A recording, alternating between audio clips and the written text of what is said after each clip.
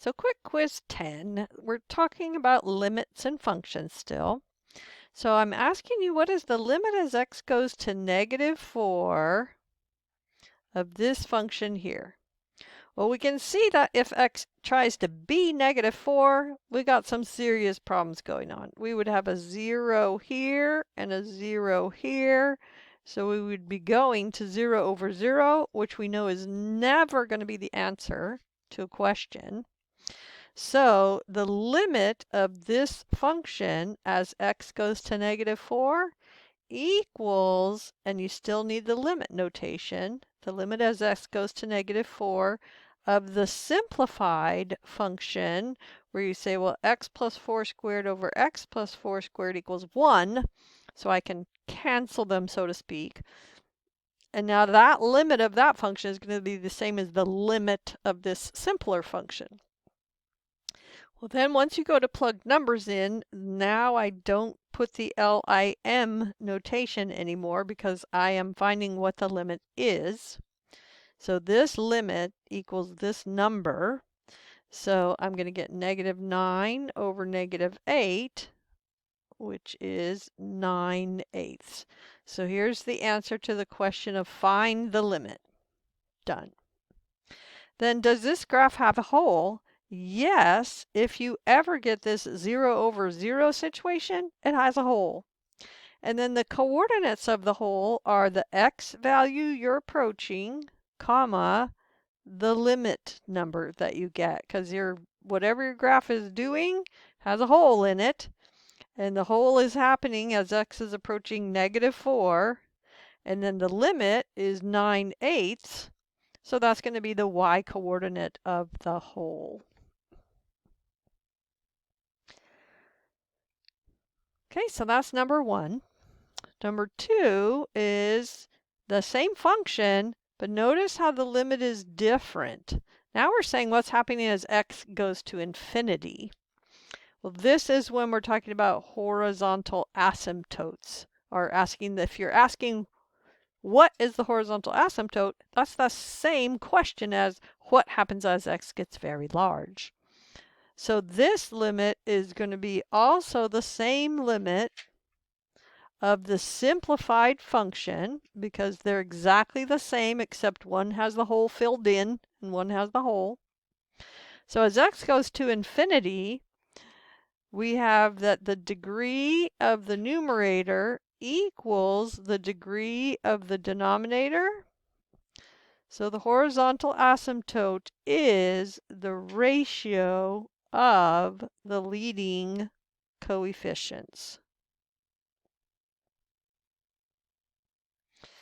And remember, the coefficients are the numbers multiplying the x, and the leading coefficient is the coefficient on the highest degree term you see.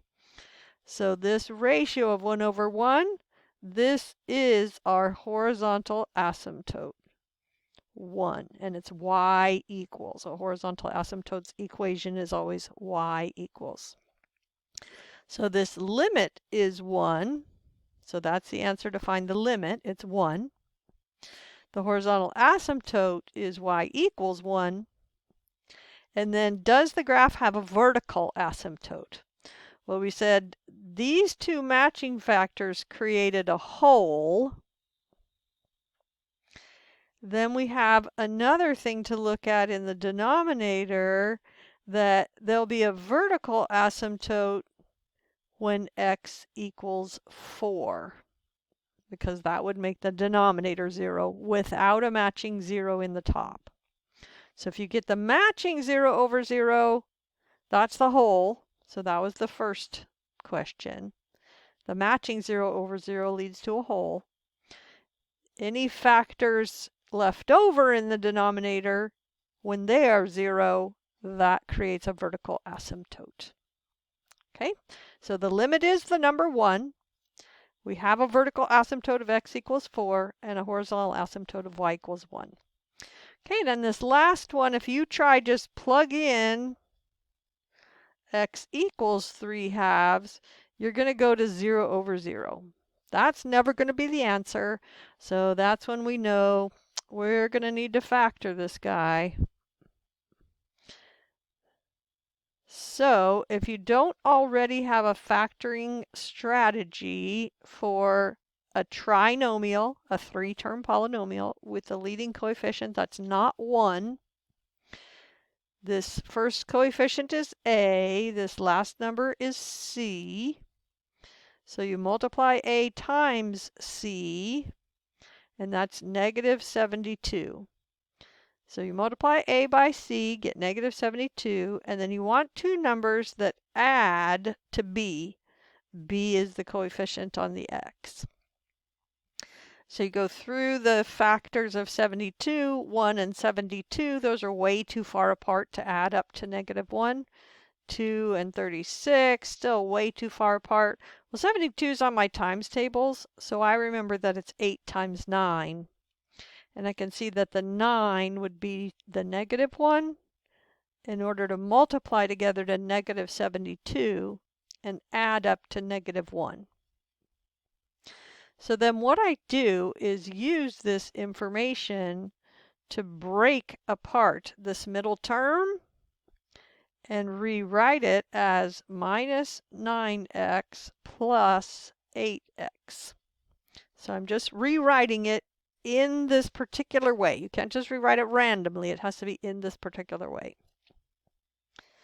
So then you factor by grouping, which means pair up the first two terms, pair up the next two terms, and look for a greatest common factor.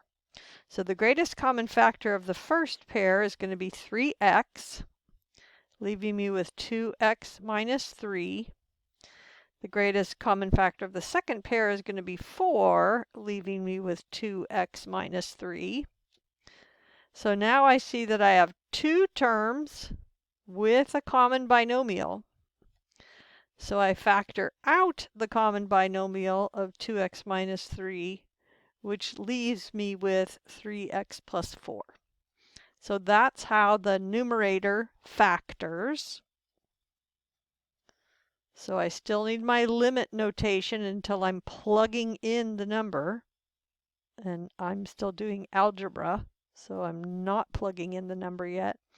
Then the denominator is easier to factor because you have 2x and x, and you don't have a lot of choices. You either have 1 and 15, 15 and 1, 3 and 5, or 5 and 3. So you could just do guess and check on this one if you like. You need to end up with positive 7x in the middle.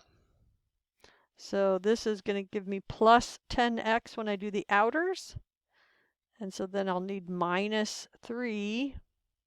And you should also be looking at the numerator and be really suspicious that you're going to get a matching factor. And in fact, if you don't, back up the train and you did a mistake somewhere. So now I see that I have matching factor in the top and the bottom. So I can simplify this function to one that has the same limit but doesn't have the whole. And now I can lose the limit notation because I'm plugging in the number.